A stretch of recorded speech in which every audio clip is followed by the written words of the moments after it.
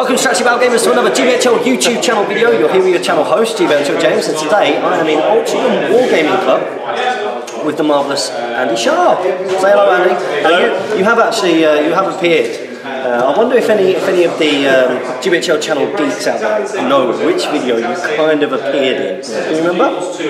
I can remember. You can remember. That's right, and that's when we were in Games Workshop in Altrincham, and there was a battle report between Steve and I, which of course I won, it's pretty standard.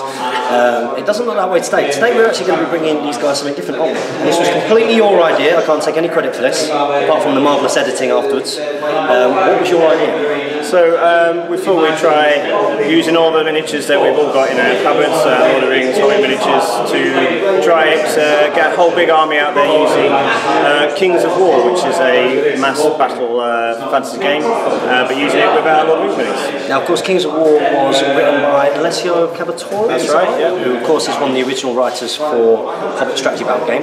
Now, a lot of our subscribers, I was saying this to you before, have asked us in the past to do Lord of the Rings battle reports, and of course, that's because lots of people love the idea of playing a larger scale war game, lots of toys, which is something that brought you to Kings of War, really. Yeah, absolutely. So mass battle gaming is something I used to do a lot, and then other systems I used to use to take too long. The Kings of War is a very streamlined game, it plays very quickly, and I think it suits Lord of the Rings feel quite well. So I've made a few modifications to the rules to allow us to use a more Lord of the Rings theme, but hopefully this will be a good, fun, fast game. Yeah, hopefully so. You will be able to find a link to the Altrincham Wargaming Club Facebook page in the description below, where Andy's very kindly going to put up all the details on what's effectively you've customised the game, customised the profiles to fit, and this is going to be very big for me.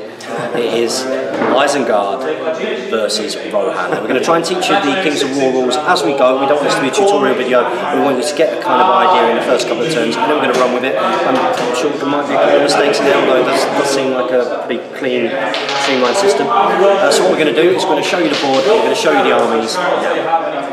So just before we show you the table, this is Altrincham Wargaming Club, and this is your largest turnout so far? So far, yes, this is our biggest turnout. Fantastic. So anybody who's in the Sale Altrincham kind of way and wants to get themselves down, they do meet every Tuesday evening, and lots of different games going in here, from Frostgrave to, what is that over there? We've got board games going on, we've got some 40k, we've got some Kings of War, all sorts. We've usually got some Hobbit SPG going on as well. But, yeah, I know a couple of guys want to play a bit of Guild Ball here as well. That's right. Okay, so we're going to show you the armies and the board, and here we go. So this is going to be the board that we're going to be playing on. As you can see, not as much terrain as a game of strategy battle game, but obviously that's because it is a massed rank kind of game. And we're going to go over here and we're going to start off by introducing the Isengard army. So I know that a lot of people will be salivating. So on the left here we've got Shaku leading a unit of so in the front here we've got a unit of a regiment of Isengard's infantry, pretty standard Urukai. Behind them we've got a unit of scouts, and Shaku on the leading unit of war riders. So they'll be quite fast, these last two units, and they'll be able to go around the flanks. Flanks are really important in this game. So if you can get flank charges in, that's really useful. I'll start taking notes. We've got an Isengard troll, we've got Saruman, Shaman, a couple of other heroes here. Magic is part of the game? Yeah, that's right, so magic is part of the game. It's not a massive part of the game, but actually that again fits quite well with Lord of the Rings, because although magic is there, the wizards aren't overpowered really in gaming terms. At the back we've got a unit of Berserkers and another unit of Feral Urukai, who play fairly similarly, but there'll be some slight differences in them. At the front here we've got a Berserker and Demolition team. So this is one of those nice little things that you can add in a mass battle game, where I expect this unit will disappear quite quickly, but if it does manage to get into combat and detonate their bomb, it could be quite devastating. I think I should just let it happen for fun. And effects, yeah. Content in there. Yeah. It's good content. We've got a troop of Dunlending Huskarls, pretty average, as you'd expect, humans, heavy weapons.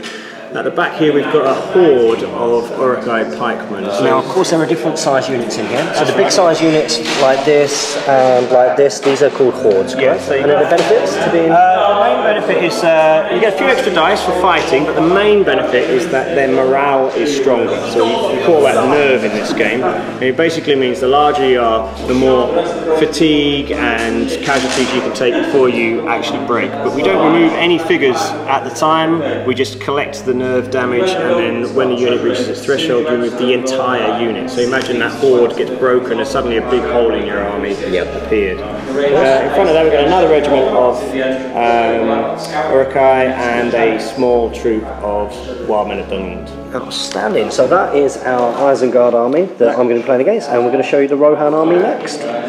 So in a minute, I recognise these guys. Yeah, as you can see, these are beautifully painted Sons of Earl, who are going to be pretty effective, I think. If they get the charge in, they'll be fantastic. If they get caught on the hop, they will suffer.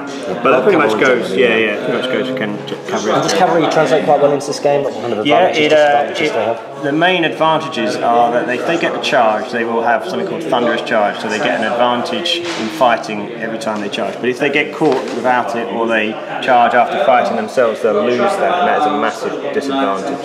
Okay.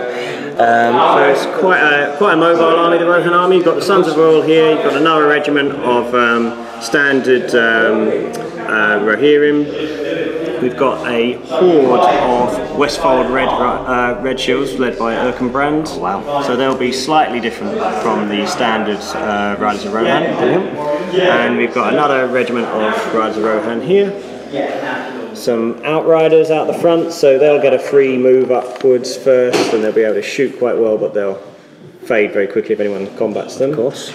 We've got we've got a regiment of archers. Rohan captain with axe up in there. I love that guy. We've got a special in there, and we've also got a huntsman in there. So one of the things I tried to do was try to include as many of the special characters as possible, so they'd have their own individual rules. Only small variations on the rules, but enough to keep them in. Very cool. Very, very cool. Similarly, at the troop at the back here, we've got Grimbold and his guys. So again, he'll have his own little special rule as well. Yeah. We've got the Rohan characters now, which is pretty much most of them. So Theodred, Theoden, Captain, and Irma. And we've got Gamling, and even Grimer has a place in the Rohan army. Wow. He's in the Rohan army, not the... Yeah, he's not. He will say he's on the good side for now. Okay. Oh, that seems like there's going to be some sneaky special rules there. We've got some Rohan Royal Guard, and at the end we've got another regiment of Rohan Spearmen. Fantastic. So there we go. That's our Rohan army. So both these armies are about 2,000 points in games turn. So this is sort of mid-size to slightly larger than mid-size sort of game. Pretty much that gets out most of what I had as a usable force. That was all the objective. painted. And how long will a game of this kind of size tend to take? It might take a little bit longer because we're sort of, we're doing it for the camera and we're doing it for playing. Sorry, Jane. First time. But I wouldn't think this would last much more than 2 hours. To fantastic. Play. So not that much longer than a standard game of SBG. Absolutely. It's fantastic. So we're going to go down and we're going to learn a little bit more about deployment and who starts first and the like. So the way that it works in terms of deployment, normally you'd roll a dice to determine which side, just like you would do in a game of strategy battle game. But what we're going to do, we're going to stick to the same sides. It doesn't really matter too much here. We're going to roll a dice to see who gets to deploy first. Now it's alternate deployment, is that right? That's right. So I deploy a unit, or whoever deploys first deploys a unit, and vice versa. So we're going to roll for that now, and you're going to get a 3. Oh, that's straight away. I said I'm going to get out our GBHL dice because I need to sell some of these. So I get to deploy first, or choose, is that right? Yeah, you get to choose. Yeah. Okay, so I'd like you to deploy a unit first so I know what's going on. Now when you deploy them 12 inches from your board edge, is that correct? It's meant to be 12 inches from the centre of the board, but because of the width of the tables, it's the same 12 inches. Fantastic, brilliant. So here we go, Strategy Battle Gamers. This is how the board looks after deployment. And it's alternate deployment. Andy very kindly explaining to me what certain things can do. You must deploy no closer than 12 inches to the middle. So you can see that's why we're reasonably far back. And then there are a couple of little tricks that characters can do, such as allowing you to redeploy afterwards. And what was the other one that you mentioned? And the other one is the Rohan Outriders and the Urukai Scouts will get what's called a Vanguard move, which is they'll be able to make a free move before the game actually starts. Fantastic. Okay, so do we roll for who gets the first turn, or does that? We will roll for who gets the first turn, but before we do that, you can Theoden can do his special redeployment rule if you want to redeploy any of your units. Which I think I probably will do. Can't do that now. Yep. So I used Theoden's thing just to move a couple of things around, just move the Sons of Ale over this. No particular reason other than I could to do it, to be honest. Makes sense to use it. So now we're going to go on to our Vanguard moves, but first of all we need to roll to see who is going to go first in this game. Now, do you continue to roll to see who goes first on a turn, or is it, then does it just go the whole game? Brilliant. So we're going to roll, let's see who goes first. You get a 1, and I get a 4, so that means I go first. Now, does that mean that my Vanguard move goes first? Yep, so you move your Vanguard Outriders now, and then I will move my Vanguard Scouts, and then you'll have your first proper turn, and then I will follow on. Brilliant, so we'll go into that now. The Outriders. So here is the board after our Vanguard move. So I chose just to move the Outriders up just to get past the train. Now, terrain is area terrain, and what that meant was that these guys, they couldn't march over it, but I was keen to get them past that so that they would have a better angle for shooting and not get any penalties next turn. So they would have got penalties if they moved before. There is a move shoot penalty. And in the meantime, you brought your scouts who've got bows, just the edge of the woods, because of course you can shoot out of the woods, and that would, if I tried to charge, would take away some of my charge bonuses. Is that right? It will count as a hindered charge for cavalry, and that will mean that you won't get thunderous charge, which is one of your main advantages, and it also means you'll have a -1 to your dice rolls to hit, so that's a big disadvantage if you were to charge those. So I'm hoping there'll be a bit of a thorn in the side for this cavalry. So they're on the flank as well. Anchoring the flanks and woods, it's always a good thing to do. So with that in mind, it's now my movement, and I have to move everything, and then I'll shoot everything, and then we look if there are any combats that need to be resolved. So with that in mind, I'm going to crack on, and we'll be back when we get to the shooting. So here it is after Rohan movement, already experiencing the woes of of having to move the stuff that's on bases. So you can definitely see the disadvantages of, or some of the disadvantages of having a bigger unit, some of the advantages of having smaller units in terms of wielding around the board. And we're coming back in now because I'm actually going to do some magic spells. Now, Grima here, he's going to cast a magic spell, and he has got 2 spells, Bane Chant and Heal. There's no point in trying to heal anything at the moment, but he's got Bane Chant. As you can see, it's 2 dice, and any 4+ means that... Now, Bane Chant means that things get better in combat or better at shooting. So if I do this on the archers, they will get +1 shooting. Yeah, +1 to their damage roll for shooting for this turn, which would be quite useful for to make this. Archers aren't brilliant, so it just makes it a little bit better. Well, let's see what we can do here. So that's a success. So we do get the success, and that means that these guys are going to be shooting a little bit better. Yep. So now my archers have been successfully Bane Chanted. They're going to be going to hit. Now, archery is not fantastic in this game. No. So first of all, we do have to roll to hit. Now, just like SPG, there is a modifier because they have moved. So they would normally hit on a 5+, but that's going to become a 6+ because they moved. Now, they are targeting that unit over there, and they can target that because only one model in your unit has got to be in range of the other unit as a whole. So these guys, they actually get 10 shots as a unit, and they will be needed 6s. And they get 1. You can re-roll 1 because you've got a huntsman in your unit. Fantastic.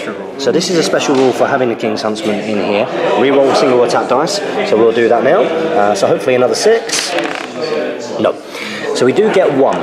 Now, you would then look and compare and have a little look at the armour of the opposing unit, which, because these are heavily armoured Uruks, I believe it's a 5+. However, because of Bane Chant, effectively they're going to get... +1 bonus. +1, exactly, +1. So a 4 will wound, or cause a wound, on that unit. And it's a 2, so unfortunately that did not pay off. But there you go, that gives you a little bit of an idea of the shooting mechanic. So next up we're going to go into the Vanguard here. Yeah, the Outriders. The Outriders, they're going to be taking shots next.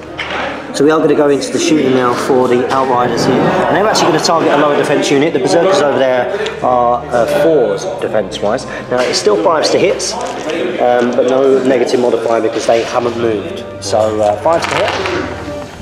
And they get 3 hits. And then they'll need 4s to wound, or cause wounds on that unit. And they get all the 4s, 444. We'll put a 3 next to that unit. That's the number of hits they've had. And now, because there's no more shooting from your army this turn, or no more shooting on that unit, we can do their nerve test straight away, which means you take 2d6, add the number of hits you've got, and see if it beats their nerve. If it does, they disappear in a puff of smoke. Fantastic, let's do that now. The camera's rolling, we cannot wait. So their nerve is 12. So 12, so are they quite high courage, would you say? Or? They're not bad, but they are a troop, so they're a small unit. So they will break much more easily than the regiments or the hordes that you're fighting. Fantastic. So here we go. So you roll it? Oh, I roll it? Yeah. Oh, fantastic. So I want a nice high number here. 9 or more. Oh, it's a 7. So unfortunately, it doesn't disappear in a puff of smoke, but there you can see the advantage of maybe targeting a lower defence type of troop. So with that, that completely ends the Rohan turn, and we're going to go into Isengard's turn now. Here is the battlefield after Isengard movement, so they have closed in everywhere. Probably scouts over there, they've not moved forward, but most things in the centre in particular have marched up, looking to really get to grips with the Rohan next turn. We're coming back in because it is now Isengard magic and shooting. So you can start off with your magic, are you? I'll start with some magic. So I've got my shaman here, but he can't actually do anything. He has a fireball spell, but the range is only 12 inches. So oh wow, that sounds scary. Out of range for everybody. I'm going to come across to Saruman, the white. Now he can cast a spell. He's got a lightning bolt spell. He's quite a hard wizard, obviously, and quite expensive because of that. In this game he's come out as 290 points, and we're playing 2,000 points, so he's a fair chunk. Yeah, it's a big chunk. 15% of the entire army force. So he's going to cast a lightning bolt spell, basically a bit like bringing down his magic onto Caradros books in the movies. So he's got 24-inch range, and I'm going to use it to try and pop these little outriders out of the way. So you can see them quite nicely. Fantastic. So he's got 6 dice with this, and because it's magic, it's unmodified 4s equal hits. Okay, so this will be how many hits you get? Just 2, unfortunately. So not quite probable. So with those, what we'll do is we'll have to see what their defence is, and because it's a lightning bolt, there'll be a piercing 1, so I get a +1 bonus.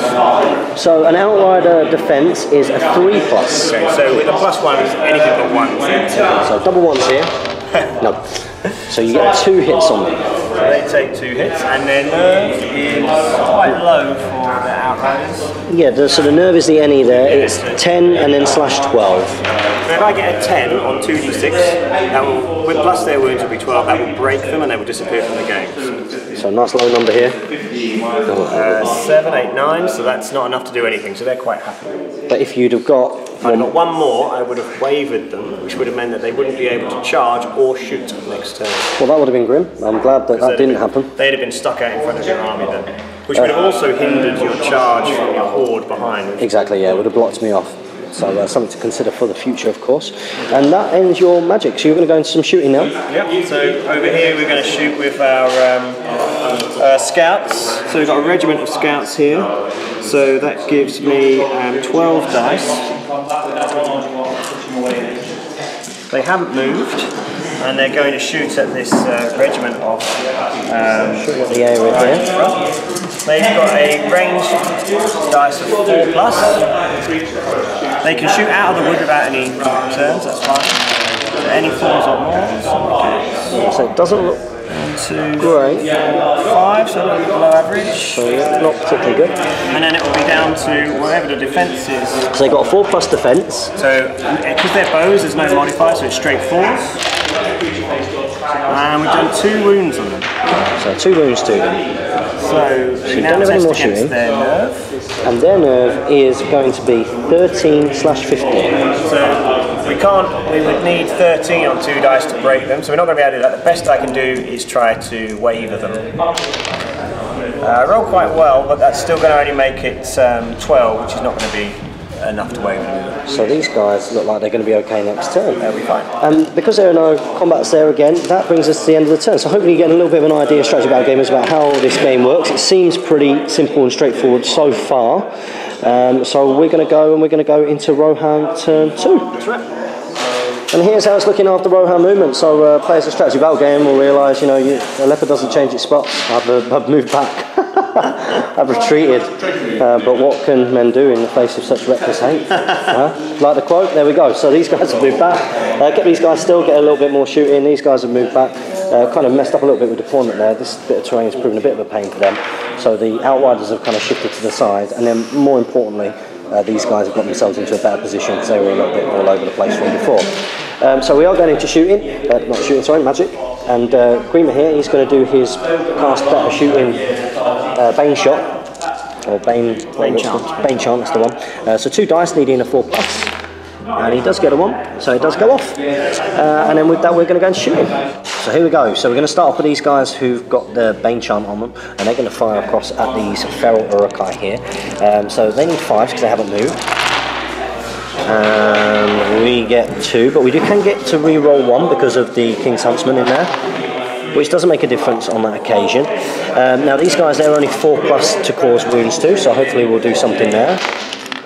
And we do, of course. 2 that's a Bane Charm as well, but that doesn't. You're not needed. That's you've already done 2. That's right. So it would have been 3+. So it would have been 3+. So 2 have been caused there. So next up, we're going to go into the Outrider shooting. So next up, the Outriders. They have moved. They're going to be shooting at the unit that was already taking some wounds over there. So they did need a 5+. They're beginning 6+ now because they have moved. So 6s.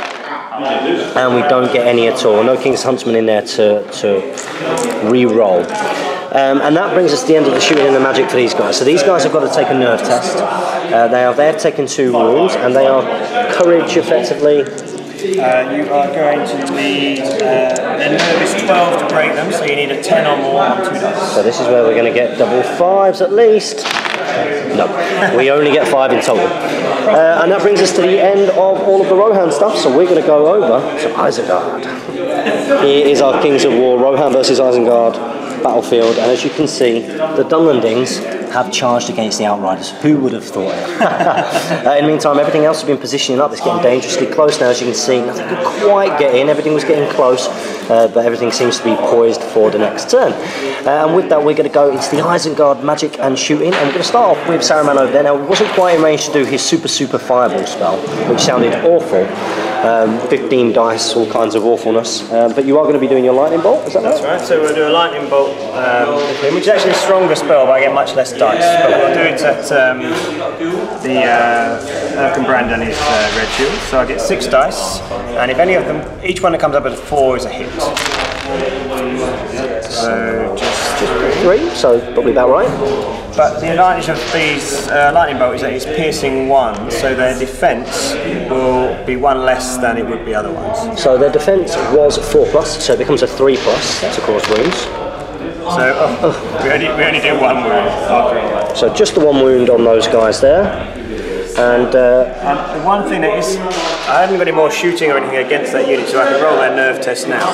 The one thing about Kings of War is quite interesting, that even though I couldn't possibly break them, because their nerve's going to be far too high, if I roll a double 6, I will still waver them. Don't do it. Which Don't do it. That they won't be able to charge next turn.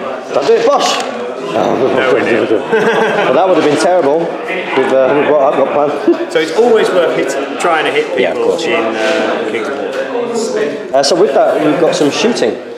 And your scouts in the wood, they're the only guys who are going to be doing some shooting. And they're going to be taking some shots at The unit of riders. So the unit of riders here who've already taken some hits. So you haven't moved, so you need 12 dice, needing 4s. Needing 4s. And that does not look good at all. Just 4. Wow, that's awful. They are orcs after all. So the Airred, they do need 4 pluses. Yeah, so no modifiers because I'm just firing normal bows. And none! None at all! That's terrible. That is really awful. Oh dearie me. So no wonder they couldn't get them 2 hobbits back. the Urukai scout shooting as effective as always. So that's the end of the shooting, so we'll go. They don't need to make a nerve test because I didn't hit them. They certainly didn't. Go straight on to the... So it looks like we're going to get some combats now. Okay, so we are going into the combats, and it's the Dunlandings versus the Outriders. And you've got 10 attacks with the Dunlandings, is that right? That's right, yeah. And you need 4s to hit. That's right. And the hit, so hitting in combat, that's your melee stat. So that one there, yeah, you can see that. So it's 4s for my guys, because they're not bad fighters, Huskars, and it's time to crush some straw heads. No, don't do it. Good to see some not amazing rolling again. That's not bad. It's not too bad for a 4+. It's about right. I have Crushing Strength 1, which means I'll get a +1 bonus to my to damage roll. So we check your defense, which will be 3, so you need 2s. Yeah, so this is where it hurts for the Outriders, hopefully.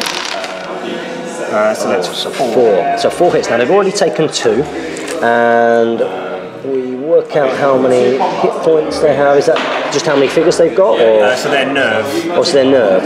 Okay, so their nerve is 10 to 12. So if I get a 6 or more, they will break. Oh wow! So you can see there. So it's very much about the nerve at the end. It's not about. The nerve sort of represents wounds, but also morale and how battered a unit has been, how combat ready they are. Brilliant. Okay. Oh! Andy Sharp, what are you doing? Wow. That's not even enough to waver them, so they're not even unsteady. They are very happy, these Outriders. So that means my Huskars weren't good enough, so they pushed back an inch. And now that's left me quite out of position because I was obviously expecting to break them and reposition to counter your Sons of Ale or your Horde. And it means that your unit, whilst it's still damaged quite badly, is 100% combat ready. That is great news. That's with that. That was terrible, Andy. We're going to go. Dice is dice. It's horrible, isn't it? We're going to go into the rest of Rohan. We're going to go into the Rohan turn.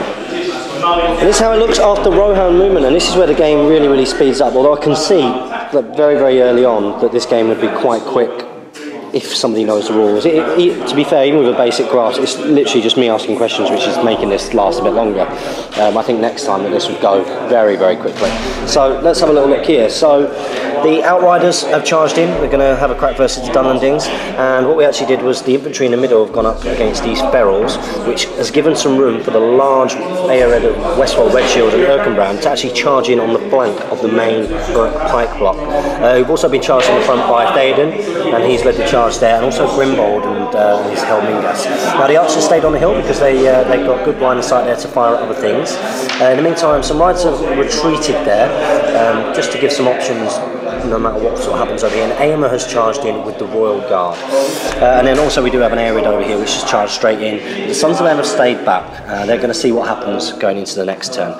So with that we're going to go into magic and shooting. And we're going to start off with the this guy here, Grima. He's going to do his Bane chant, and he's going to do it on these guys, this big unit here, on a 4+, and that's going to make it easier for them to wound, effectively, +1 to wound. So needing 4+.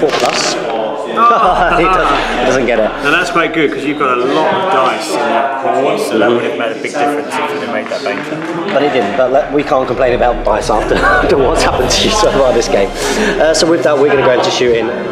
So with the shooting, it is actually quite hard to snipe individual characters on their own. So these guys are going to take a little shot at the wild men of Dunland over there. So it is 5s to hit, so let's see what we get there, because we haven't moved.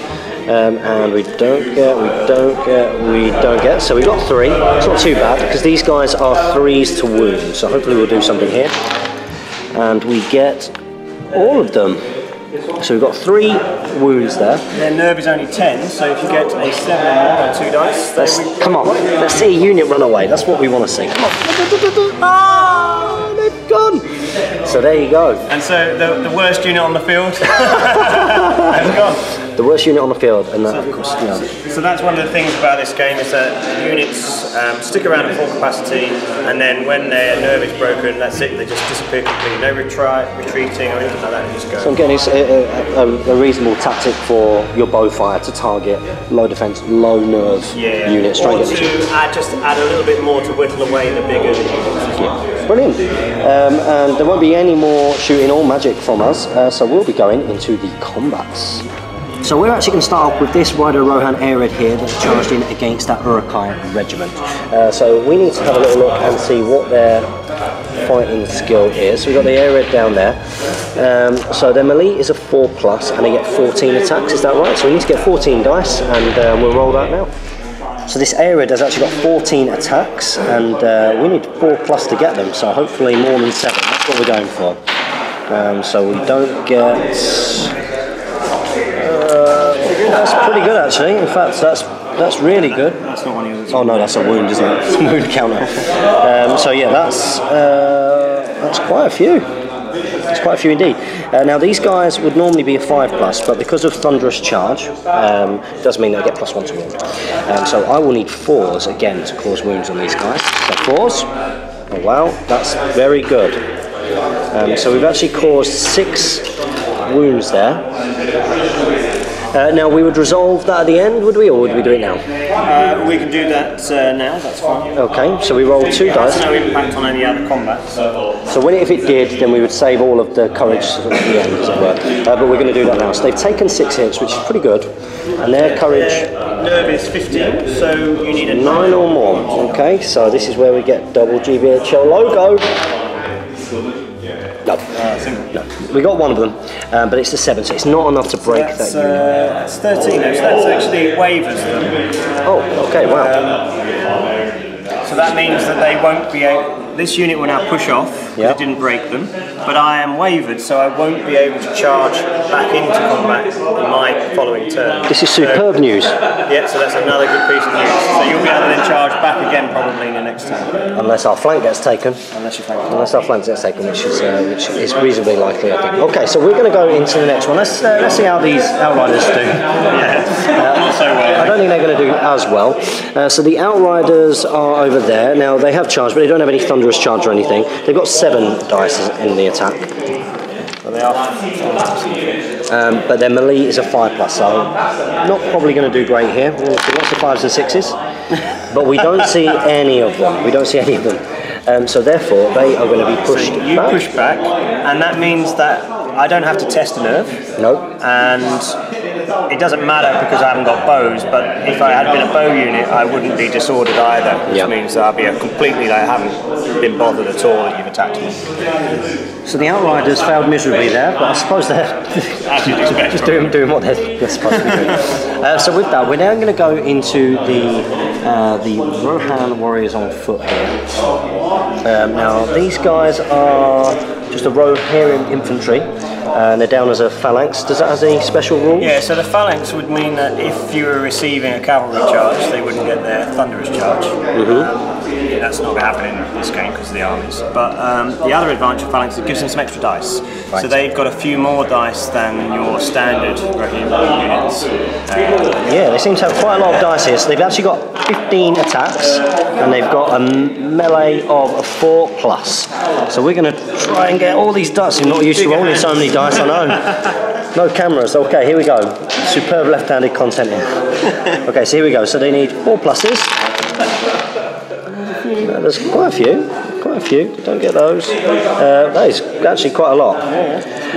Okay, so the Berserkers over there, now if I remember rightly, they were a 4+. They were a defensive 4, and there's no sort of other modifier here, so we want to see lots of 4s. Oh, there's quite a few. That's probably about right. Okay, so didn't hit with those, but we do have 5 of them. So 5. Okay. So they've already taken 2. Oh, that's great news. I didn't even realise that. So that actually takes them now up to 7 hits. Now, because they're Berserkers, you can't waver these, but you can. So you have to get their.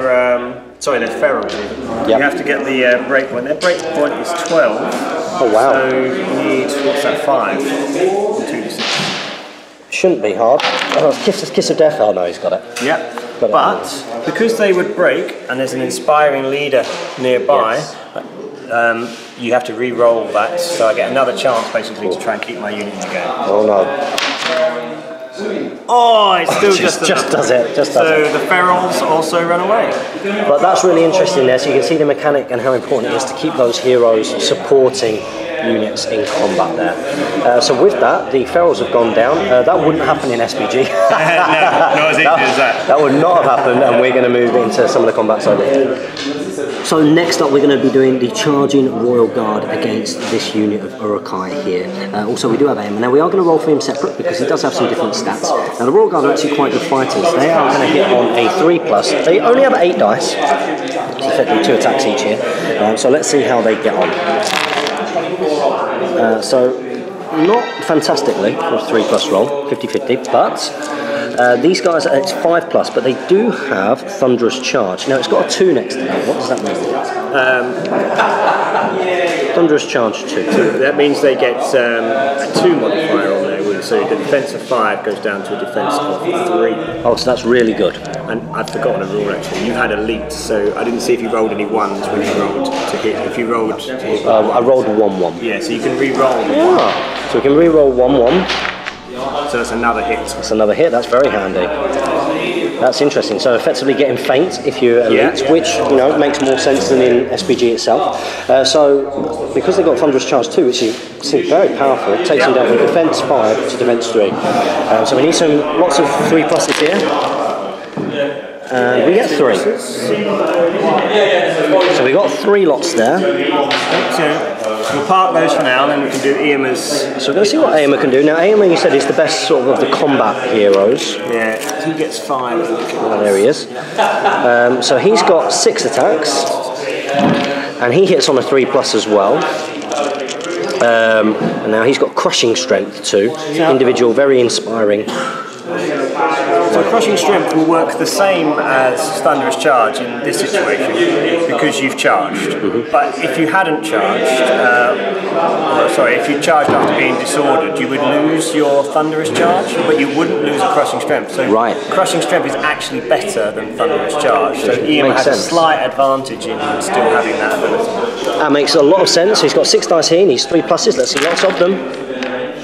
We get all of them, which is really good. So Crushing Strength 2, again he needs 3s. He needs 3s against these Orcs instead of 5s, which is good. See that again?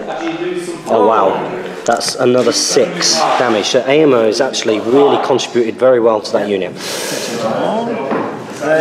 Nerve is 15, and you've got 9 already. Wow. So Nerve of 15, let's see what we can do. Oh. So they are fine. So that's they're not even wavered, 13. I don't believe. They are wavered. Oh, they are wavered. That's 13, isn't it? So yeah. That's quite lucky actually, because I've realised I didn't have a general near them to inspire them, so they really didn't have another go at that. So that will also mean that these guys push off fraction. Eomer is now a little bit vulnerable. He is a little bit vulnerable. Sharku, I think Sharku means business. I think he's going to be coming in. But there you go. So that unit there is wavered, but is not being destroyed, which could be key. So then we're going to come into this massive combat here, and we'll come back when we've worked out what is doing what. So this is it. This is the main combat in the middle, and I'm learning how good it is to have bigger units in a lot of occasions. Yes, you use your manoeuvrability, but obviously they can soak up a lot more damage. They're more likely to stick around. But also, if you get them into a flank like here, you are doubling the number of dice. And of course, you've got a lot of dice if you're the big unit. So Westfold Riders here, they've actually got 28 attacks normally. That's going to be doubled to 56. Wow, that's a lot. It's going to hurt.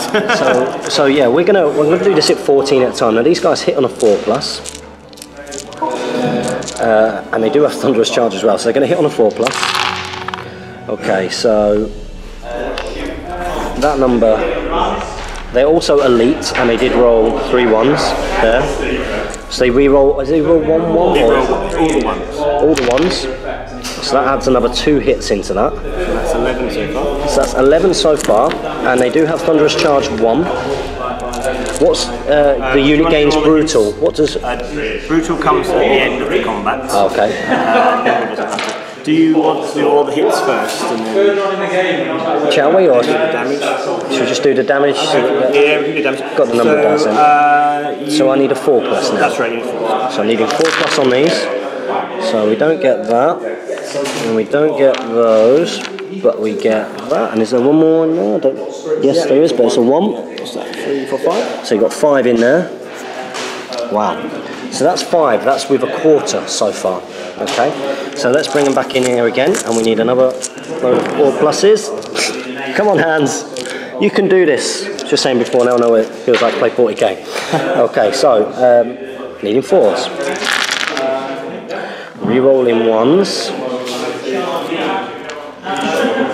Here we go. And that's tons. Oh my goodness gracious me. So wow, that is. Oh, sorry, that's not 1. That's a 3. So again, that's a lot. And this will need 4s. So needing 4s is going to add another. No, so that's not so good. 3 more, is it? 4 more. So just 4 more there. So that becomes 9 so far. Okay, so let's go into the next third, because what might happen here is they might do this all by themselves. They might do. Because once I get you to a point where...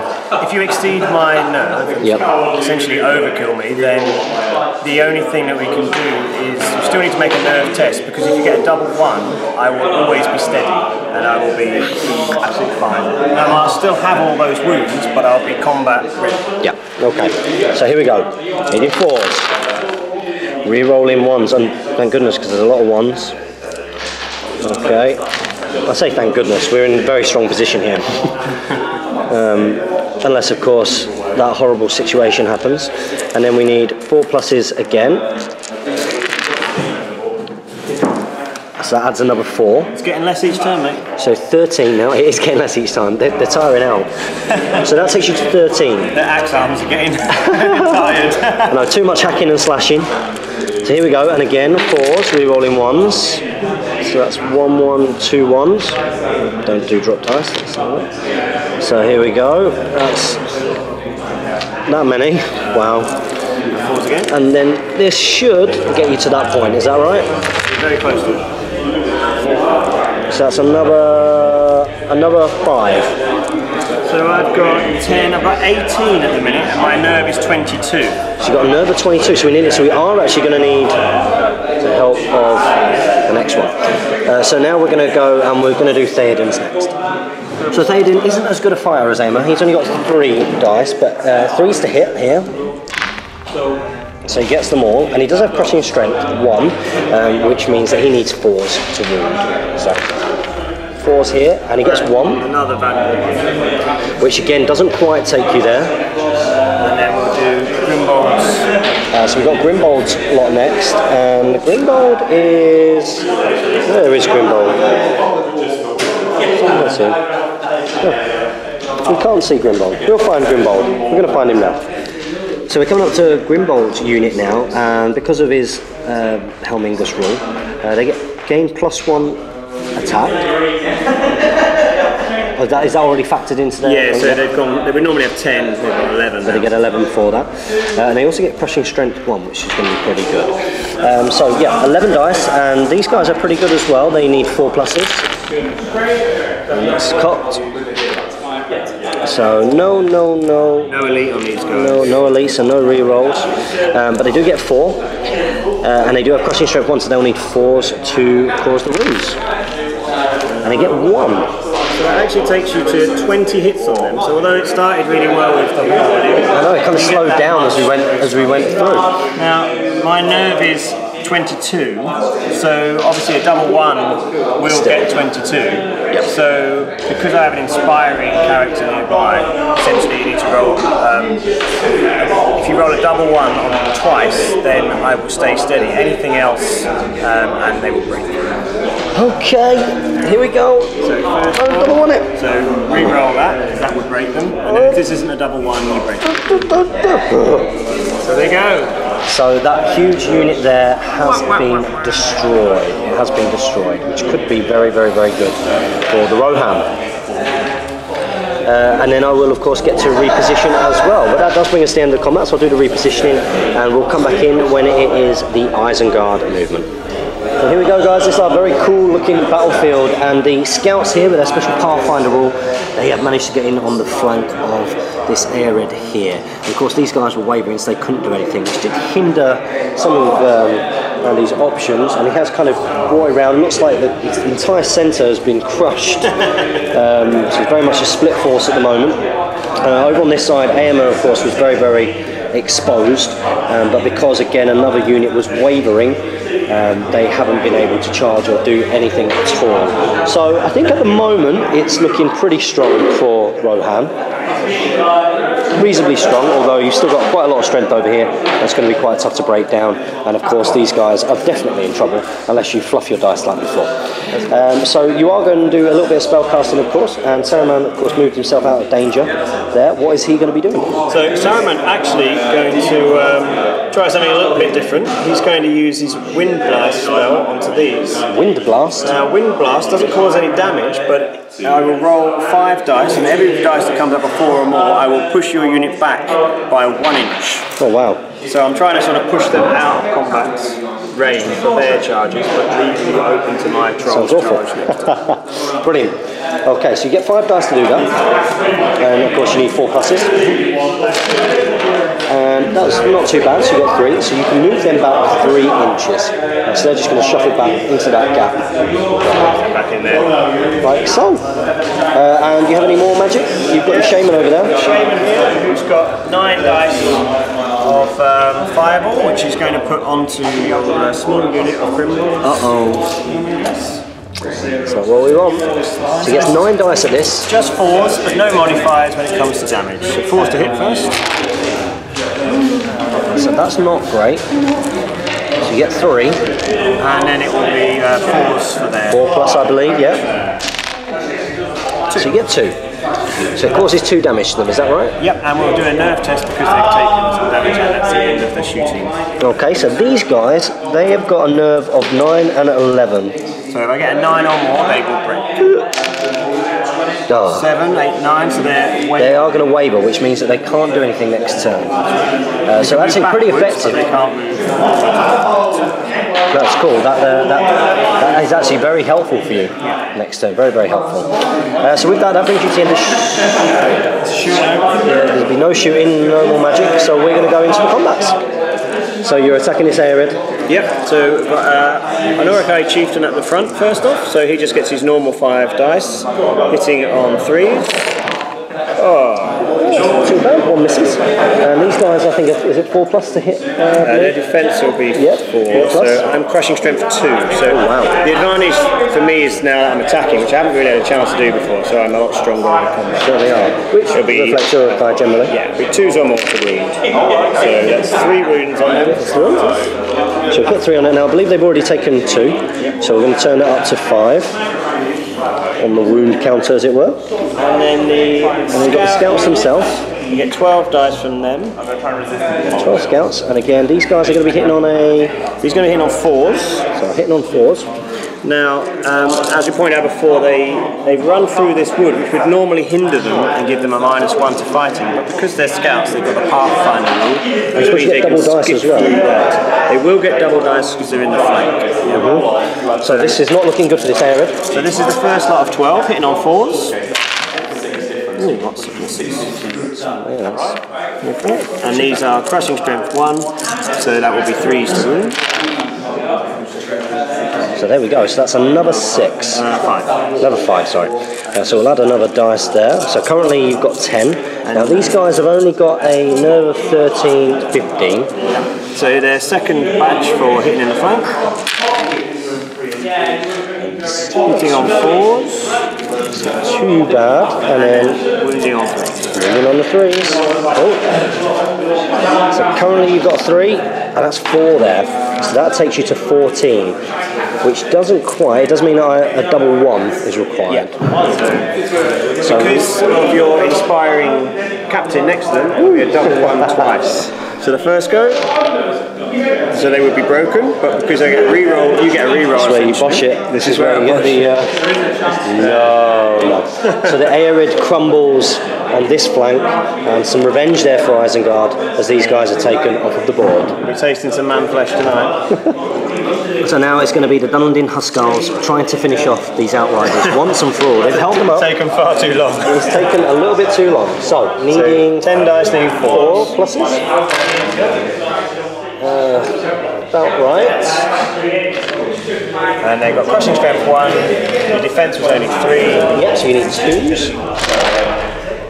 So you get them all. 2, 4, 6. So that's 6, that takes it to 12. And these guys... That's beyond their nerve. It should be, they are nerve 12, yes. So essentially, because of Gambling's effect, again inspiring, it's a double 1 and a double 1 again. So I want to see double 1s. No. Reroll. We've got another chance at double 1. No. So finally the Outriders leg it, they book it. Definitely a hollow victory. Maybe. So there we go. So they're going to leave the field, and that means that we're going to be moving all the way around here. Charge reaction with them. Oh yes, of course. So they get a charge reaction. They're actually going to charge forwards, because if I move up here, I will be out of the charge arc of this unit. So that's 2 inches. 1, 2. And so now you can't contact me with any unit except Gambling, and he's very weak. Yes, of course. So they're sort of protected at the moment. Pretty good there. So we're going to come over here, and of course we have got Aemma, who looks like he's in quite a bit of trouble. So Aemma has been charged by Sharku and the Warg Riders, which doesn't look too good for him. No, it does not. So Sharku's Warg Riders, they get 15 dice in on 4s. Yeah. Now, I know it looks like he's hitting the flank, but because he's an individual, he doesn't have any flanks. That's what heroes are. 4s to hit. Oh wow, that doesn't look great. Not great. Not great at all. And Aemma had a defense of 5+. I do get Thunderous Charge 1, so that goes to 4. Just 2, which is get 4. Yeah, that's not great actually. He might survive this. His nerve's quite good as well. It is pretty good. So 2 there, and his nerve is 14-16 here. So I would need a double 6 to just to waver it. Yeah, to waver it. So he's a steady as a rock, and I just push back. This is great news, I have to say. And that is the end of Isengard's combat. But I take off the wavering markers now for my units. So we do. So this is our battlefield of our Kings of War, Isengard versus Rohan modified battle report. And so we're going to come back with the Rohan movement. So here is the battlefield after Rohan movement. So each horseman over here, they've shifted over, and we brought Aemma back in with Theodred. In the meantime, the Royal Guard have just charged up, hopefully to try and finish off the unit. I've not seen any kind of one-on-ones situations yet, so I'm quite interested to see what happens when Theodred charges in against that bannerman there. Of course, these guys wavering is a bit of an issue, but Green's moved up here because hopefully he's going to be able to heal some stuff. Did these guys haven't taken any wounds? They didn't take any wounds. That wound point was on there. Oh, it was on Aemma. Okay, that's great. Okay, so he's probably just going to be doing some healing there, which we'll come into in a second. These guys have pivoted round, mainly thinking about the next turn, and we've just chucked stuff in over here to be fair, because it's probably coming on to the last couple of turns of the game, probably. Okay, so with that, we are going to go into the magic, and the magic is going to be Grima, and he's going to be casting heal. 2 dice, and he needs a 4+. He's going to just do it on those. So what's he get? He gets 2. He heals both their wounds. So they're going to be back up to normal now. Brilliant. So with that, we might as well go straight into shooting. Now you can't shoot engaged models. So I'm going to take a pop shot at the troll. I should be in range. Yeah, you are. 24, yeah. It should be in range. And these guys, of course, get a shoot. Oh, only just. Yeah, I think that's why I pivoted them. Now, when you pivot, does that cost you... It does count as moving. It does count as moving. Yeah, -1, which means you're hitting on 6s. So these guys are going to be hitting on 6s, and they get 10 dice. So it's those +3. Okay, so they do hit on 6s. You get to re-roll one of those because of your huntsman. And we do get the huntsman, so we get to re-roll, so hopefully another GBHL 6 here. Oh, I did see it for a second. But we do get 3, that's not too bad. Now I'm guessing he's quite tough. Yeah, so the defense of the troll is 5. That's a 5, so 5 isn't too bad. 5 pluses, and we get 2. So he takes a couple of wounds. A couple of wounds, so chips away a little bit at him. His nerve is 11-14, so it's worth rolling 2 dice. If you get a double 6, he will be off. Oh wow, this is great. So double 6 would be great. Oh, we get it has chipped away at him a little bit, because of course we are thinking about next turn. So that will bring it to the end of shooting, so we're going to go straight into the combat. So I'm going to start off over here with the Royal Guard. So we do have the Royal Guard, and they have charged in. So Royal Guard get 8 dice, which will be this. And they do hit on a 3+, but they do get to re-roll 1s for being elite. So 3+, they get to re-roll that 1, but they don't get that. Okay, so they have hit that number of times. Now they do have Thunderous Charge 2, so that means that they need 3s rather than 5s to wound these guys. And they get that number, which is 5. Okay, so these guys had already taken 9. So they're up to 14. Now what's their... nerve is 15, so it's a double 1. Double 1 situation again. So roll it again. Double re-roll it. So they are off, and that is going to allow us to reposition. And they get to do a free pivot, is that right? Or you can move forwards D6 inches, backwards D3 inches, or you can turn 180 degrees on the spot. I think that we will be doing a turn. So next up we're going to do this Theoden one-on-one charge. So we've got Theoden here, he's going to have 3 dice, and he fights quite well, he needs 3+. And he does get them all down. Now the Bannerman is defense. Slightly less than the normal. Sorry, yeah. Yep, so 4. And but Theoden does have crushing strength. So he needs 3s, that's right. So he needs 3s on this one. And he gets all of them, all the 3s.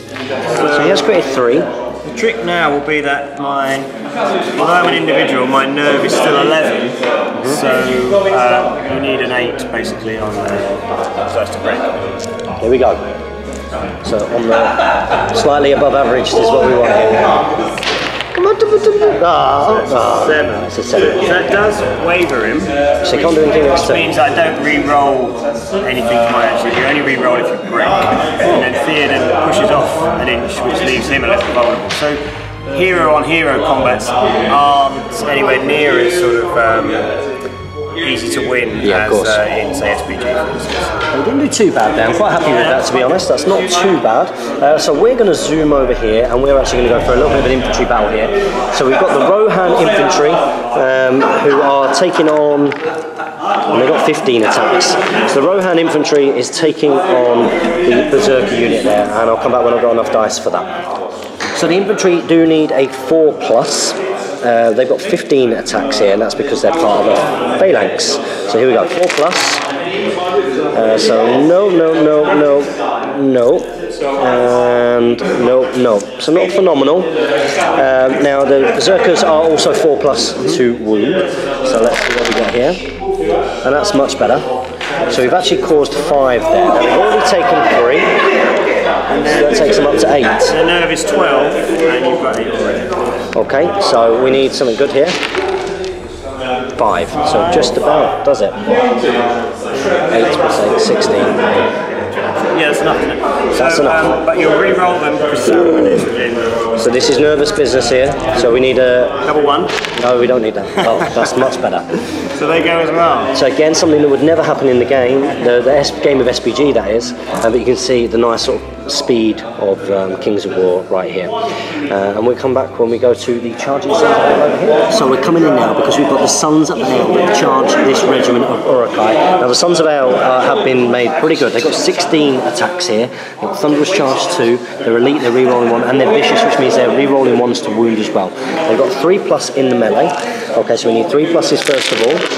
What do we get? Okay, so we've got a couple of 1s there, so we need to re-roll those 1s. And wow, that is all hits. Sorry, that one hasn't hit. All have hit but 1. Now the Uruks are defense 5 usually, but we have Thunderous Charge 2, so that means 3s again. So we need 3s, and again because of the rule vicious, we are re-rolling 1s against this unit. So let's see what happens here. Okay, so let's take out the 2s. So we've got 1, 2, and we need to re-roll these 1s because of vicious. We're now on to wound. And so those 2s go out, but that means we've got that much damage, which is very good. So that is 4, 8, 12. They already had 6. They already had 6. That takes them to 18. So that's an auto break, except that it's an overkill, sorry. But there's no auto break, so it's a double 1 twice. To basically see if my unit is steady. So a re-roll for that. Just simply 1 less. No. Saw that too. Saved me. So they disappear as well. Isengard is going to have to make some new armies. I think so. So with that, these guys are going to reorder themselves, and that will bring us towards the end of the Rohirrim turn, and we'll come back when the Isengard have done theirs. So here we go, Isengard. They're trying to get something back here. Yeah, definitely. Shaku and his wargs have charged in on the Royal Guard over there. You haven't done anything. He's wavered. He's wavered, so he couldn't charge in, and your Shaman's moved over. I've positioned my Shaman so he can use his 5. And now this could be interesting. The demolition team have moved up nice and close to Grimbold over there. And in the meantime, these guys couldn't charge. They were out the arc, so they have pivoted. The troll over here has charged against the infantry, and the scouts have rushed out of the woods against the Sons of Ale. So we're coming in because Saruman is going to be doing some of his magic here. And he's gonna, looks like he's gonna do a Bane chant. That's right, he's going to do it on the troll. So this is of course to make this troll wound easier. If I get a 4 on any of these dice, it will be successful. And you smash it. So that does mean that it's going to be easier for him to wound. You know what I should have done on him, because he's got crushing strength 3, I think, and that's pointless. Oh wow, yeah, but Should have done it on those guys. you're going to destroy them. That was silly. This guy will do his fireball. So he's going to cast fireball, and he's going to be casting that on... He's going to cut 9 dice as he goes with his fireball. Yeah, 9 dice. He's going to try and pop Theoden, I think, you know, just for just for fun. Going for the leader of the Rohirrim, the king. Singe his beard. So he's got 9 dice here, needing 4 pluses. And gets a reasonable number. That's really good. Now there's no modifier because it's a fireball. So that's 7 dice. So we just do a normal defense for him, which is defense is 5. 5 plus, yes. Bad? 4. That's pretty good. So that does 4 damage on him. So if we pop that next to him. Now he's got 11 and 13. So really, at this stage of the game, I need to break him. So You certainly do. let's see if I can get 9 or more on 2 dice. 9 more, can you do it? No! And you don't get it. And he would have inspired himself as well. If I had bonus. So there we go. So at the end of the shooting phase, though, I will explode my demolition team. Now this should be really fun. Yeah. I'm looking forward to this. So all units, friend or foe, within D6 inches. Okay, let's see if I need at least a 1 to get your unit. He gets a 6. Wow. Right. That's going to affect lots. Quite a It's lot. going to get all of us. So that's the Shaman, it's Theoden, Shaku, it's the Rohan Guard, it's the Men on the Hill, It's the archers. Grimer, Grimbold, and even your great big unit. Oh wow. Now, this is scary. Each of those units is going to suffer 2d6 hits with piercing 4. Oh wow. Which means that they basically, any armour they've got will be blown apart. Wow. This is And you roll for each unit individually, so we just start with the shaman and move down clockwise. Yeah. So the shaman will take 6 hits. Wow. Now he's got very little armour, but 1s are always misses and 1's always. So it's basically 2s on 2 everything. plus. He's taken 6. 6. Wow. So do I roll to waver him or do you? It's not actually on my Iron Saber Bearer, so yeah, you can roll. Let's roll for each other. Does that make sense? Okay. He is nerve 12, so if you get a 6 or more, but you can re-roll that for inspiring. Oh, he just about sticks around. So we'll see how many we do on Theoden. 6. Oh, it's 2d6 actually, isn't it? So It's 2d6, 6 and 7. 7. Oh, opposite end. But that should get him here. So you need 2 pluses. If I get enough on him, we could see him off with what I've got on him already. This is great fun. Oh, look at all those 1s. This is 1, 2, 3, 4. So he's going to go up to 9. No, 8. So he goes on. Oh, 8, sorry, yeah. So 8. So do you want to roll? Yeah, so he is 13, so I need a 5, but I need to roll it twice because he'll inspire himself. So that would have been alright, but... And he's off! And exploded! Theoden splat shrapnel all across his body there. I love that model. I love that Theoden model. Wow, so Theoden bites the dust with that explosion. So should we go for Shaku next? Yep. Oh, yeah, sorry, friendly units, sorry, shouldn't have tested nerve actually, so checking that. All other units will test nerve as normal. Fantastic. So on your Royal Guard, you get so 6 hits. So you're going to take 6 hits on the Royal Guard, needing 2 pluses. That's 6 wounds on them. So 6 wounds, go straight to them. And the Royal Guard are nerve 11, 13. 13, so we are.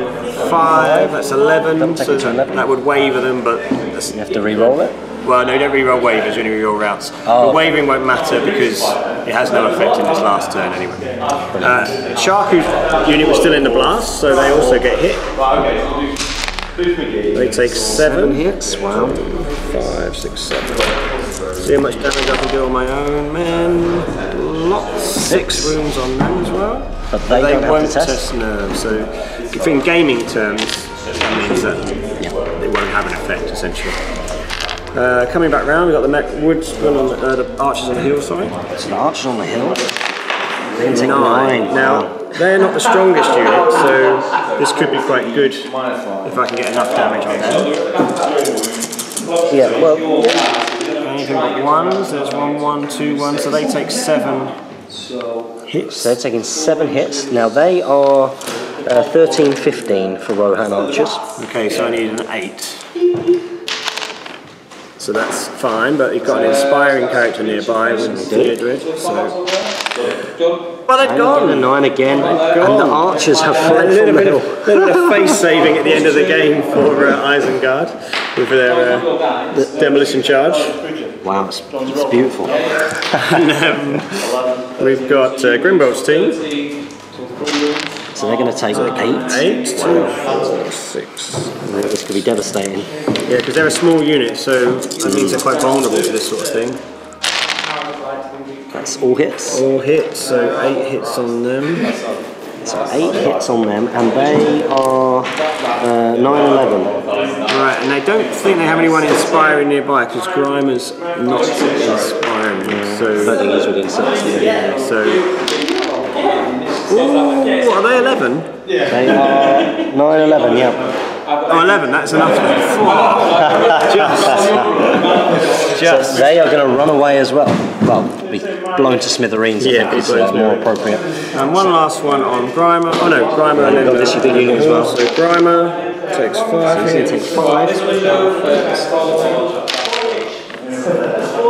Well, that's quite good because there's only actually 2 hits on Grimer. There's only 2 hits on Grimer. Heroes don't stick around that well. And then Grimer is 10, 12. Yeah, so if I'd got 4 or 5 on him, he could have been off. But with 2, he's probably going to be okay. Yeah, so he's fine. He's fine. So he sticks around. Wow. And then we've got a big unit here. Finally on these. These guys, this would be a tall order, I think, to do anything much on these. 7 hits. 7. It's not bad. Not bad at all. 6, 7. There's a big Rohan shaped hole. Yeah, just a bit. 4 shaped hole. So take away any 1s. It's just 1. So that's 6. But their morale is something ludicrous. Yes, they've got a really good one. So their morale, they're 2022, and they've got 4 of the hammer. So the best I can do would be a double 6, and I don't get anywhere near that. So I only did 10 after. Wow. So there you go. And then the demolition team is removed. Removes them. So that was very effective. It completely took out the archers, it took out Grimbold, inflicted a lot of wounds across the board there. The fact that you didn't need to run away. Definitely, probably a good thing to get in as soon as possible. Yeah, really. it probably would have been nice to have that at turn 1. Turn 1, yeah, that would have been good turn 1. So with that, we're going to go into the combats. So here we go. We have got the Scouts versus the Sons of Ale. Scouts versus the Sons of Ale. Now, of course, because you're Pathfinder, it doesn't affect the fact that you've charged. You have charged them in the front. And your guys in melee need 4. Need 4 to hit. So 4 to hit. Not fantastic, actually. See, lots of 3s. Lots of not great. 4. So you've got 4 there. And it's crushing strength 1. Now I realised I made a mistake. I would have been better putting Bane Chant on these than on the troll, which was silly. So you need 4 pluses. 4 pluses to wound. Oh, you still get 3. 3. So 3. That's not too bad at all. So these guys got 3 wounds, and then you get to roll now. Well, I've got a hero in there. Oh, you've got a hero in as well. Yes. 3, 4. So I get 5 dice from him, hitting on 3. 5 dice from the hero, hitting on 3s. 2 misses, and he's got a crushing strength 2. Okay, so you need 3s. 3 more. So 3 more. So that goes up to 6. Now this unit of Sons of Ale, they have 14, 16. So you need to roll 10 or more really to make them run. Oh, it's 9. 9 plus 6, that's 15. So they're wavered, aren't they? Which is a tad frustrating. They are wavered. They are so wavered. I push back off. 17.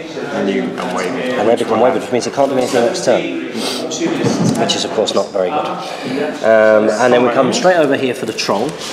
Now, the Troll free. The Troll's going to do a lot of damage here. So he gets 9 dice.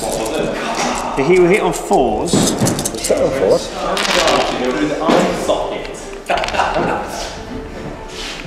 So he's hit on 4, so he's got 6 hits there, and he basically 2 pluses. Yeah, no, he already had crushing. Why I made a mistake is he already had crushing strength 3, so giving him crushing strength 4 has no game effect because I will still have anything but 1s will still be wounds. Okay, so you got 4. 5? 5, sorry. So you got 5 on there. Now, this Rohan infantry, they are 9, 11. No, they'll be better than that. They are... Oh, sorry, 13, 15. 13, 15, sorry. So, what did I get? 5. So if I get 10 or more, I will break them. Oh, no! That's great news. That's absolutely phenomenal news. So I push back and inch that away. So we're going to come straight around here because we've got Sharku's charge, which could actually be quite effective now that the detonator has gone off against these Royal Guard. Yeah, we shall see. Without the benefit of that demolition charge, it wouldn't have. I don't think I'd have broken it, but I think I have a chance now. So I am forced to hit. Not too bad. And I'm Thunderous Charge 1. So Thunderous Charge 1, and the Royal Guard are 5+, so it becomes 4+. And you hit with 4. Tells 4, so that takes them to 10 wounds in total. And the Royal Guard are 11, 13. 11, 13. 3 on 2 dice, but I'll have to roll it twice because you've got 2 inspiring characters nearby. So we will do. So this is where you're going to roll double ones. Yeah, twice. Twice. So first one, and then the reroll. First one doesn't matter, it's the second one which matters. This way goes double one. So the Royal Guard have been crushed. Rather expectedly after all of that shrapnel in the back. Yeah, I think that did them. That certainly did. There we go. And Sharku's team will just pivot. See you, mate. See you later, matey. Take care. So there we go. That will be the end of my turn. End of the turn. So we're going to go into what will be the final turn. Yeah. So we're going to go into the final turn of this game now. This is the battlefield. That demolition charge was awful.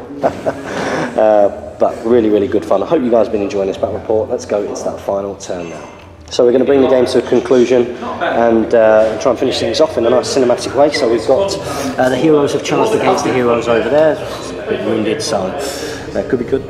And Sharku and his wargs have been charged by this Airred. And in the meantime, the Westfold Red Shields and Open Brand and Gamling have charged in on the Dunlendings. Hoping to get revenge on the Troll.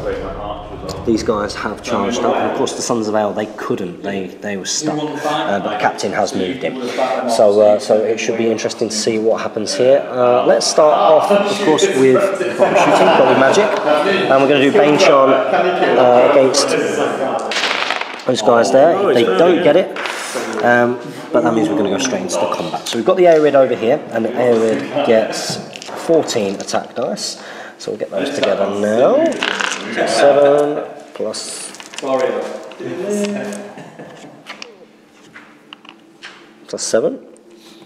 There we go. Okay. Great fun. So here we go. So these guys are charged in, and they need a force to hit. Yep, need force to hit.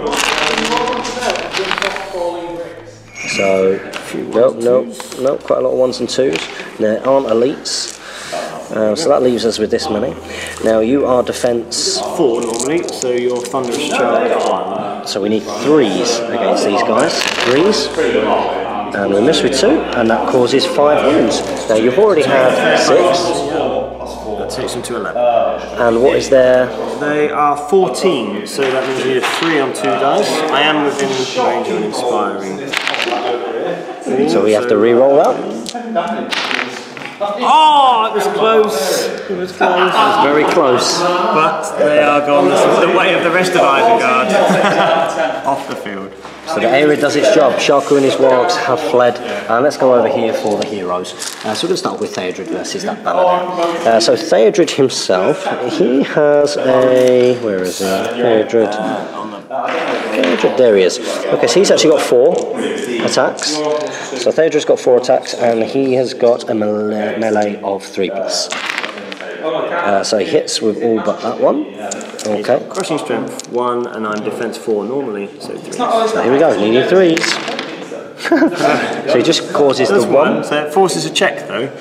My nerve for my standard bearer is 11. 11. A 5? 7 or more. 7 or more. Break.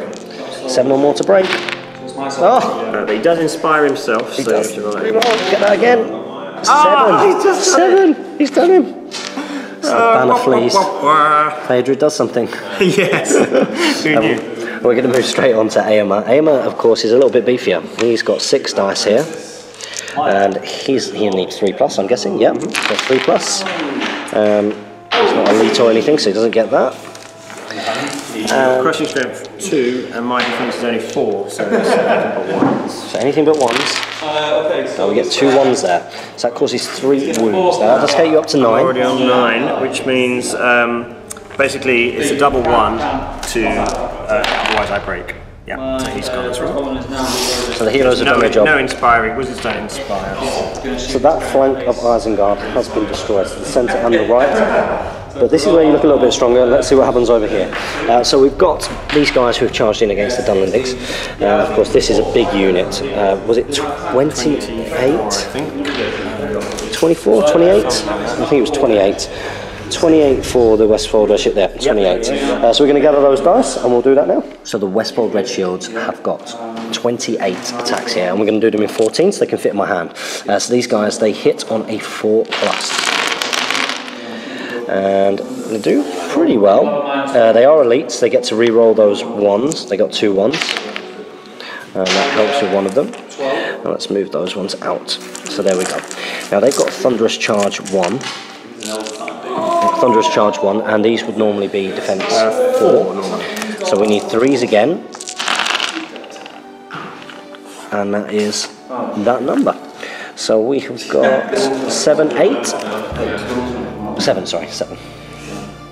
So that's 7 damage from those guys so far. And we need to do it again. Oh yeah. So we'll roll that again. If we can get them in. Pick them up. There we go. Go roll them. And we re-roll 1s because of elite. That was a hit anyway. That was a hit, did you say? I think that one that rolled over was a hit anyway. Let's move. So it was 4s, wasn't it? Yes. 4s, yeah. So those guys move out. Those are out. And that leaves us with that many. And again, we need 3s because of Thunderous Charge. And that leaves that number there. So that is 4, 6. So 6 more. So they're in a world of pain. And then we've got Gambling. Bring in a whole 1 dice to the fight. Oh, 1 dice, okay, on a 3+. He gets it. He gets it, and Thunderous Charge, nothing. no, he's got nothing at all. It's just a 4 to wound. 4 to wound. He's not even elite. So pretty useless there. However, that has got you to 13. Yeah, so it'll be a double 1. Is there anything and stuff? So double 1 here. Yeah, so they are off as well. So the Westfold Red Shield unit here has done absolutely superbly in this game. Absolutely superbly, and another unit has been taken down. So with that, we're then going to come over to these guys over here, who have charged in on the Troll. Now these infantry, they've got 15 attacks. I believe I had 14 dice here before, so let's get 1 more. And these guys hit on a 4+ as well. So let's roll 4+. That's not great. It's a lot of 3s and 2s. So that leaves us with this number. Now the Troll was a 5+, is that right? That's right, yeah, Troll's defense is 5. And there's no modifier for your guys because they're just... So 5+, and that's not too bad actually. So we've got 3 in there. I had 2 already, so that takes me to 5. That takes you up to 5, so with the shooting that's not too bad, because you were quite low. My nerve is 14. So what, 9 or more? 9. That's 8. Which actually wavers him, which is probably the best result you could get actually. Without taking him away. Without taking him away, because now I won't be able to charge back in, which is a killer for my guys, because it's one of the only units left. It certainly is. So with that, we've got 1 captain. And the captain's got 3 dice. He will need 3s. And he rolls a 2, 1, 2. There we go. And it doesn't do anything. So there's no test force because of the So that is the battlefield after Rohan's turn. It's the last Isengard turn, and then we're going to call it there.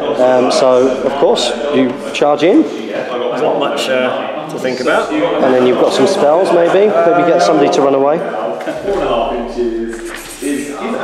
Some spells. Yeah, I was toying with the idea of Saruman charging, but he only has one attack, so he fire spells instead. That sounds good. Yeah. So what's he going for? He's going to use his lightning bolt. I'm going to try and destroy this unit. Makes sense. So 6 dice, 4s to hit. 4s will hit it. 2 miss, so 4. And he has piercing 1 on a lightning bolt. So you need 3s. 3s to hit. It's 2. So that takes them up to 7. And that infantry block has got 13, 15. Okay, so we need 8. More than that. Oh no, and you don't get it. Don't get anything on them. No, your dice haven't been great, to be fair. But of course, this has been a fantastic demo game. Hopefully the guys have enjoyed seeing a Rohan Isengard battle at this kind of scale. And we're going to go into what is the final combat. So will you get a little bit of gloating and get rid of these Sons of Ale? Let's see. Let's see. So because they have taken 6, I think that's right, isn't it? They've taken 6. Yeah. So they've already taken 6. So they're pretty vulnerable right now. So we've got 12 dice from the scouts themselves. And they hit 4s.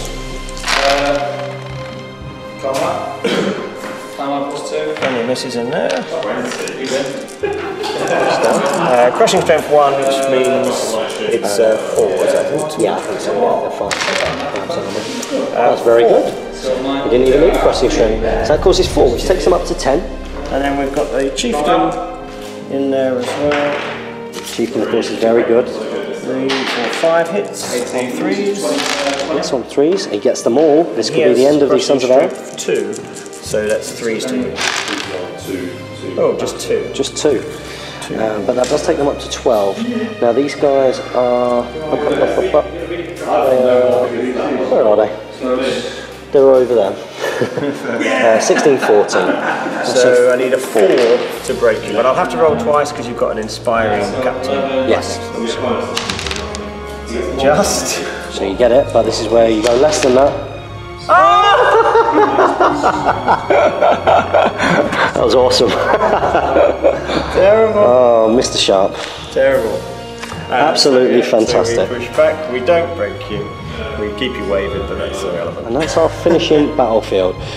So Kings of War, it's usually played to a turn limit, is that right? Yeah, so normally you play to your 6 turns and then randomly from there. There's a number of different scenarios. We've played the basic one, which is called Kill, not the most inventive name, but it's a good way of teaching people, I think. Straightforward fight, essentially. And how do you calculate who's won? Apart from looking at the battlefield and going... To calculate who's won, obviously it's obvious here, but essentially you add up the points that have been destroyed and subtract the opposition's points, and it's the difference, which is right. And if it's more than 10% difference, so we played 2,000 points. So if it was 200 points difference between the armies, what was lost, then we know the winner. But clearly I've got very little left, and there's a large amount of Rohan left. In spite of that demolition charge, I have to say. Really swung it. Thank you very much for what's been a cracking game. I really enjoyed learning it. We're going to go into a post-battle bat-rep breakdown. So welcome guys to the post-battle bat-rep breakdown and my first ever Kings of War experience, and very kindly put together by Andy here.